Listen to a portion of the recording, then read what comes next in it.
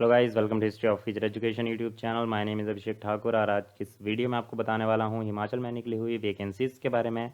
ये वैकेंसीज़ निकली हैं हिमाचल प्रदेश यूनिवर्सिटी में, तो इस वीडियो को अंत तक ज़रूर देखिए ताकि आपको इन सारी भर्तियों की जानकारी मिल सके। वीडियो अच्छा लगे तो लाइक ज़रूर करें और इस तरह की वीडियोज़ आगे भी देखने के लिए चैनल को अभी तक सब्सक्राइब नहीं किया तो सब्सक्राइब ज़रूर कर लें, तभी आपको जो है इस तरह की वीडियोज़ जब चैनल पर अपलोड होती हैं उनकी नोटिफिकेशन मिल पाएगी। तो सबसे पहले मैं बता दूँ आपको, ये वैकेंसीज़ निकली हैं हिमाचल प्रदेश यूनिवर्सिटी में। ये नोटिफिकेशन जारी किया गया है 1 जून 2020 को और इसके लिए जो एप्लीकेशन फॉर्म भरना शुरू होंगे वो होंगे 5 जून 2020 से, और जो लास्ट डेट होगी एप्लीकेशन फॉर्म भरने की वो है 26 जून 2020। तो 26 जून 2020 से पहले पहले आप एप्लीकेशन फॉर्म जो हैं भर सकते हैं। तो इसमें जो वैकेंसीज़ निकाली गई हैं वो कैटेगरी बी, कैटेगरी सी और कैटेगरी डी के लिए जो हैं पोस्ट निकाली गई हैं रेगुलर, कॉन्ट्रैक्ट और डेली वेजेस बेसिस के ऊपर। इसके लिए जब आपको अप्लाई करना होगा आपको जाना होगा recruitment.hpushimla.in पे या फिर www.hpuuniv.ac.in। इन दो लिंक में से किसी भी लिंक पे जाके आप अपना ऑनलाइन एप्लीकेशन फॉर्म जो है वो 5 जून से लेकर 26 जून के बीच में फिलअप कर सकते हैं। बात करते हैं वैकेंसीज कौन कौन सी पोस्ट के लिए हैं। सबसे पहले बात करें कैटेगरी बी के लिए, तो इसमें है लाइब्रेरियन की एक पोस्ट, असिस्टेंट लाइब्रेरियन की दो, असिस्टेंट लाइब्रेरियन आरसी धर्मशाला के लिए एक पोस्ट जो है निकाली गई है। और इसके लिए जो आपका एजुकेशनल क्राइटेरिया रहेगा वो जो यूजीसी रेगुलेशन 2018 है उसके अंतर्गत जो है इसेंशियल क्वालिफिकेशन जो इन्होंने डिफ़ाइन की हुई है उसके अंतर्गत ही इसके लिए इसेंशियल क्वालिफिकेशन आपकी ली जाएगी। और आपको अगर यूजीसी रेगुलेशंस 2018 का भी पता नहीं है तो उसके ऊपर मैं एक अलग से वीडियो बनाऊंगा कि इन 3 वैकेंसीज़ के लिए क्या आपकी उस रेगुलेशन के अकॉर्डिंग एजुकेशनल क्वालिफिकेशन होनी चाहिए। तो उस वीडियो को देखने के लिए चैनल को सब्सक्राइब तो ज़रूर कर दें ताकि उस वीडियो की नोटिफिकेशन आपको मिल सके। और उस यूजीसी रेगुलेशन 2018 का पीडीएफ लिंक मैं डिस्क्रिप्शन में दे दूंगा, उससे भी जाके आप उसको डाउनलोड करके अपने आप चेक कर सकते हैं। नेक्स्ट जो वैकेंसी है इसमें वो है मेडिकल ऑफिसर डेंटल की। इसके लिए एक वैकेंसी, इसके लिए आपके एजुकेशनल क्वालिफिकेशन आप bachelor of dental degree, dental surgery degree होनी चाहिए आपके पास, और आप रजिस्टर्ड होने चाहिए स्टेट डेंटल काउंसिल के साथ। डिज़ायरेबल क्वालिफिकेशन में अगर आपके पास पोस्ट ग्रेजुएट डिग्री है एमडीएस इन डेंटिस्ट्री तो ये आपके लिए फ़ायदेमंद रहेगा। यानी कि डिज़ायरेबल क्वालिफिकेशन ऐसा है कि ज़रूरी नहीं होती कि होनी चाहिए, लेकिन जब आपकी मेरिट तैयार होती है तो प्रेफरेंस आपको मिल सकती है अगर आपने पोस्ट ग्रेजुएशन डिग्री जो है वो की होगी। नेक्स्ट जो है वो है मेडिकल ऑफिसर एलोपैथी की एक वैकेंसी रहेगी इसके लिए, और इसके लिए क्वालिफ़िकेशन आपकी जो है मेडिकल क्वालिफ़िकेशन होनी चाहिए जो इंक्लूड की गई है इंडियन मेडिकल काउंसिल एक्ट 1956 के part 2 of third schedule other than licentiate qualification. तो ये क्वालिफ़िकेशन आपकी होनी चाहिए। और जो होल्डर्स हैं एजुकेशनल क्वालिफ़िकेशन के जो पार्ट 2 में थर्ड शेड्यूल में जो है वो दी गई है इंडियन मेडिकल काउंसिल एक्ट 1956 के, उनकी जो है ये कंडीशन भी क्लियर होनी चाहिए जो सेक्शन 3 ऑफ सेक्शन 13 जो इंडियन मेडिकल काउंसिल एक्ट 1956 का है। तो ये आपके लिए एजुकेशनल क्वालिफिकेशन रहेगी। पहली तो जो इनके पार्ट 2 ऑफ थर्ड शेड्यूल में दे रखी है इस एक्ट के, और सेक्शन 3 ऑफ सेक्शन 13 जो है इस एक्ट का, उसमें जो क्वालिफिकेशन दे रखी है उसमें जो इसेंशियल जो आपके लिए कंडीशंस बताई गई हैं वो आपकी अगर फुलफ़िल हैं तो आप इस मेडिकल ऑफिसर एलोपैथी के लिए एलिजिबल हैं और इसके लिए आप एप्लीकेशन फॉर्म फिलअप कर सकते हैं। और आपकी कंप्लीशन होनी चाहिए कंपलसरी रोटेटिंग इंटर्नशिप की। डिज़ायरेबल में बात करें तो डिज़ायरेबल में रखा गया है कि पोस्ट ग्रेजुएट डिग्री या फिर डिप्लोमा, जैसा कि जो इसके part second of third schedule में बताया होता है जिन जो इंडियन मेडिकल काउंसिल एक्ट 1956 है।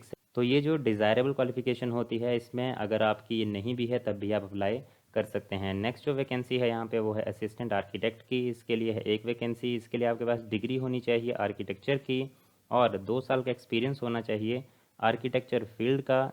आपकी डिग्री आर्किटेक्चर क्वालिफाई करने के बाद जो है ये 2 साल का एक्सपीरियंस आपके पास होना चाहिए। और प्रेफरेंस इसमें उनको दी जाएगी, उन आर्किटेक्ट्स को दी जाएगी जो रजिस्टर्ड हैं under the architect act 1972। Next है पब्लिक रिलेशन ऑफिसर की पोस्ट, एक वैकेंसी है।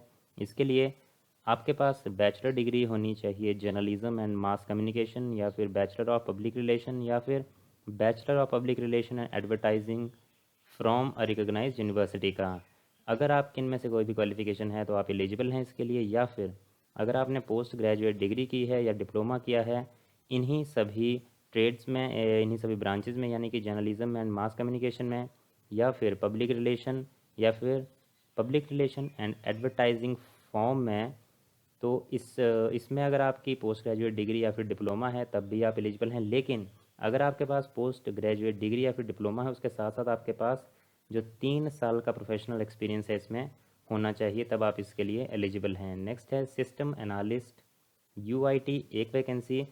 इसके लिए जो है आपके पास बैचलर डिग्री होनी चाहिए कंप्यूटर साइंस एंड इंजीनियरिंग की, या फिर कंप्यूटर एप्लीकेशन, या फिर इंफॉर्मेशन टेक्नोलॉजी की। और इसके अलावा अगर आपने मास्टर डिग्री किया है फिज़िक्स में, मैथमेटिक्स, इकोनॉमिक्स, स्टैटिस्टिक्स, तब भी आप एलिजिबल हैं। लेकिन इसके साथ आपके पास पोस्ट ग्रेजुएट या फिर डिप्लोमा जो है होना चाहिए एटलीस्ट 1 ईयर ड्यूरेशन का, कौन सी फील्ड में, कंप्यूटर एप्लीकेशंस में। तो ये अगर आपकी एलिजिबिलिटी है तो आप इसके लिए एलिजिबल हैं। या फिर अगर आपकी ये क्वालिफ़िकेशन भी नहीं है, अगर आपके पास मास्टर डिग्री है आईटी की, कंप्यूटर साइंस की, कंप्यूटर एप्लीकेशन की, एमसीए यानी कि एमसीए की, तब भी आप एलिजिबल हैं। या फिर अगर आपने बी लेवल कोर्स किया है डोएक सोसाइटी या फिर national institute of electronics and information technology से, तब भी आप एलिजिबल हैं। नेक्स्ट पोस्ट है कंप्यूटर प्रोग्रामर की, 2 वैकेंसीज है इसके लिए। इसके लिए आपके पास एमसीए या फिर बी टेक डिग्री होनी चाहिए आईटी में या फिर कंप्यूटर साइंस में, तो आप इसके लिए एलिजिबल हैं। या अगर आपने बी लेवल कोर्स किया है NIE LIT सोसाइटी से या फिर डोएक से, और उसके साथ साथ आपके पास 6 साल का एक्सपीरियंस है as computer operator, technical assistant, और इसके इक्विवेलेंट पोस्ट किसी भी गवर्नमेंट या सेमी गवर्नमेंट या फिर प्राइवेट सेक्टर से, तो आप एलिजिबल हैं कंप्यूटर प्रोग्रामर के लिए। नेक्स्ट अब बात करेंगे कैटेगरी सी वैकेंसीज़ के लिए। पहली इसमें है लॉ ऑफिसर की 3 वैकेंसीज़। इसके लिए आपके पास लॉ की डिग्री होनी चाहिए और 5 साल का experience as an advocate. Next है असिस्टेंट लाइब्रेरियन, तो इसके लिए ये वैकेंसी है, एक वैकेंसी एचपीयू मॉडल स्कूल में, और दूसरी है यूआईटी में एक वैकेंसी। इसके लिए आप ग्रेजुएट होने चाहिए किसी भी डिसिप्लिन में, और आपके पास 1 साल का डिप्लोमा या फिर सर्टिफिकेट होना चाहिए लाइब्रेरी साइंस या फिर लाइब्रेरी एंड इंफॉर्मेशन साइंस में किसी भी रिकॉग्नाइज्ड बोर्ड या फिर यूनिवर्सिटी से। या फिर आप अगर ग्रेजुएट हैं किसी भी डिसिप्लिन में और आपने बैचलर डिग्री की हुई है लाइब्रेरी साइंस और लाइब्रेरी एंड इंफॉर्मेशन साइंस में, तब आप एलिजिबल होंगे इस असिस्टेंट लाइब्रेरियन की पोस्ट के लिए।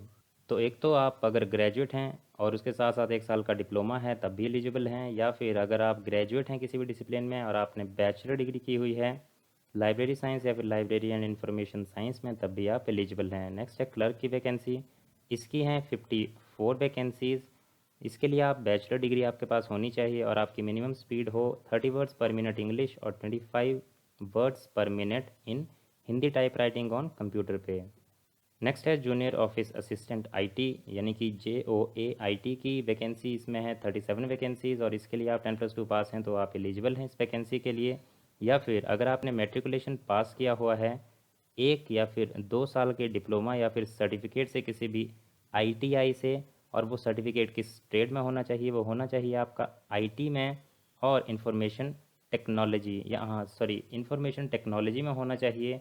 और जो इंफॉर्मेशन टेक्नोलॉजी अनेबल्ड सेक्टर्स जो नोटिफाई किए होते हैं director general of employment and training के द्वारा, या फिर अगर आपके पास 3 साल का डिप्लोमा है कंप्यूटर साइंस में या फिर कंप्यूटर साइंस और IT में किसी भी पॉलिटेक्निक से, तब भी आप इस पोस्ट के लिए एलिजिबल हैं। तो एक तो अगर आप 10+2 पास हैं तब भी एलिजिबल हैं, या फिर अब आपने मेट्रिकुलेशन किया हुआ है उसके साथ साथ आपके पास 1 या 2 साल का डिप्लोमा या फिर सर्टिफिकेट है ITI से इंफॉर्मेशन टेक्नोलॉजी में, तब भी एलिजिबल हैं।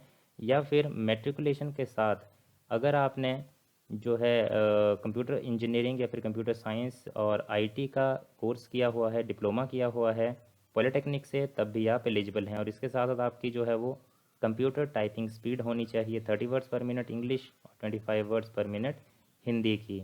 नेक्स्ट जो है वो है जूनियर ऑफिस असिस्टेंट अकाउंट्स की 4 वैकेंसी, जिसके लिए आप BCom पास होने चाहिए 50% मार्क्स के साथ, और जिन्होंने MCom क्वालिफ़िकेशन की हुई है उन्होंने पास की होनी चाहिए BCom ग्रेजुएशन लेवल के ऊपर, तो आप एलिजिबल होंगे जूनियर ऑफिस असिस्टेंट अकाउंट्स के लिए।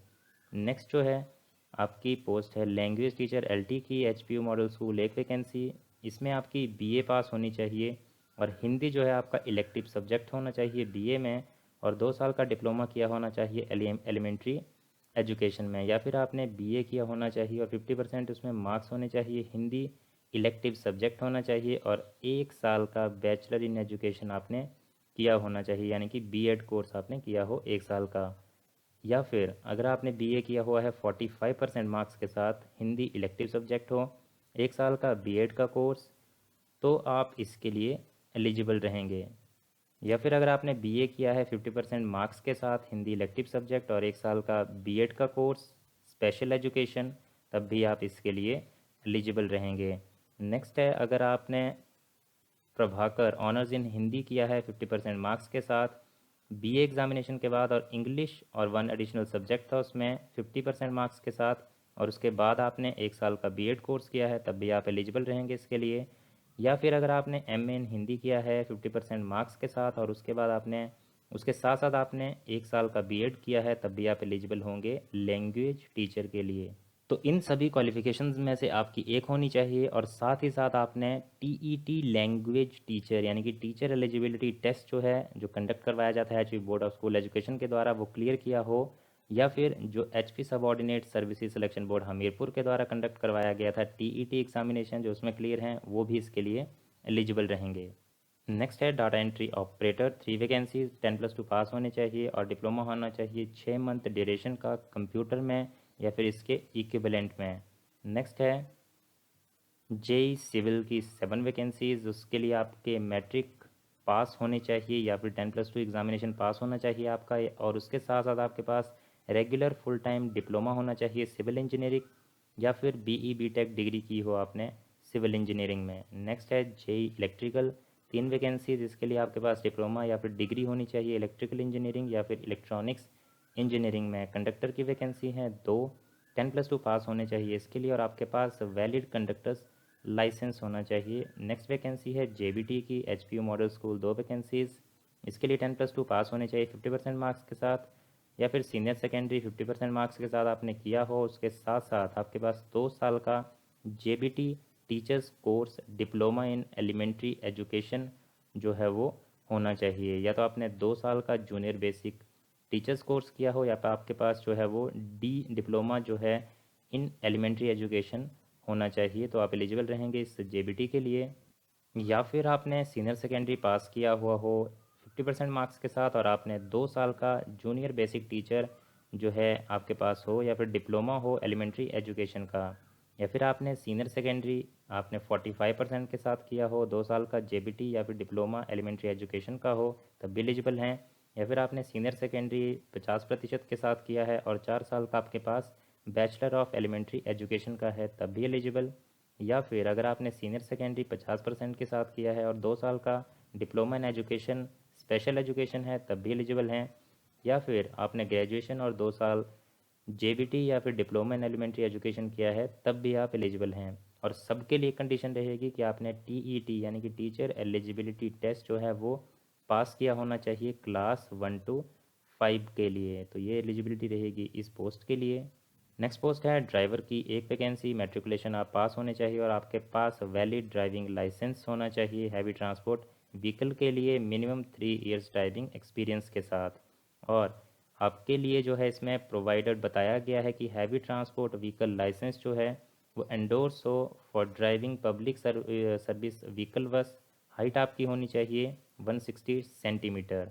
नेक्स्ट है ड्राइवर की 5 वैकेंसीज, मैट्रिकुलेट पास होने चाहिए और ये कॉन्ट्रैक्ट बेसिस पे होगी L/V वैकेंसी, और इसके लिए मैट्रिक पास होने चाहिए और आपके पास वैलिड ड्राइविंग लाइसेंस जो है वो हैवी और लाइट व्हीकल के लिए हिली टेरेन का होना चाहिए। नेक्स्ट है ऑक्सिलरी नर्स मिडवाइफ, तो इसके लिए 1 वैकेंसी, मैट्रिकुलेशन पास होने चाहिए और 1.5 साल का आपके पास multipurpose health worker training course होता है वो किया होना चाहिए आपने। अब बात करेंगे कैटेगरी डी वैकेंसीज़ के लिए, तो इसमें है पियोन की 92 वैकेंसीज़, चौकीदार 28 वैकेंसीज़, माली 7 वैकेंसीज़, बेलदार 2 वैकेंसीज़, मास हेल्पर 6 वैकेंसीज़ और स्योरमैन 3 वैकेंसीज़।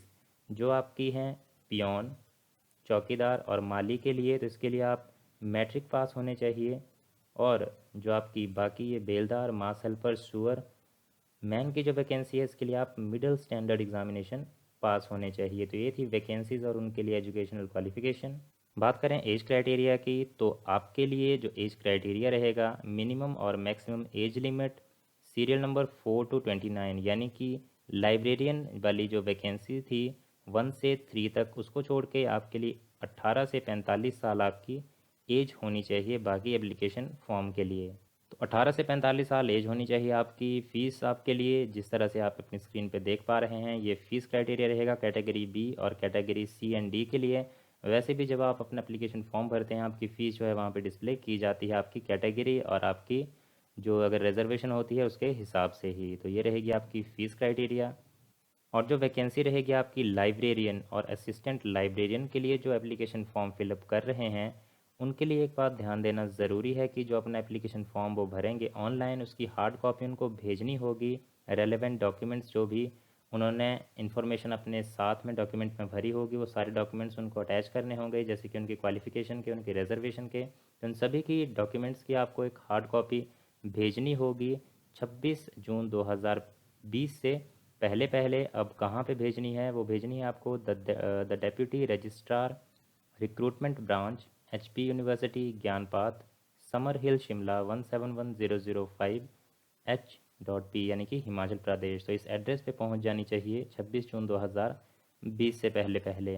और कई जो हिली टेरन एरियाज़ हैं जो यहाँ पे मेंशन किए गए हैं, उनके लिए लास्ट डेट रहेगी 11/7/2020, यानी कि 11 जुलाई 2020 तक। तो ये था गाइस आज की इस वीडियो में। वीडियो अच्छा लगा हो लाइक ज़रूर करें, बाकी फर्दर अपडेट्स के लिए चैनल को सब्सक्राइब ज़रूर कर लें। So thank you for watching this video. मिलते हैं इसी तरह की नेक्स्ट वीडियोज़ में।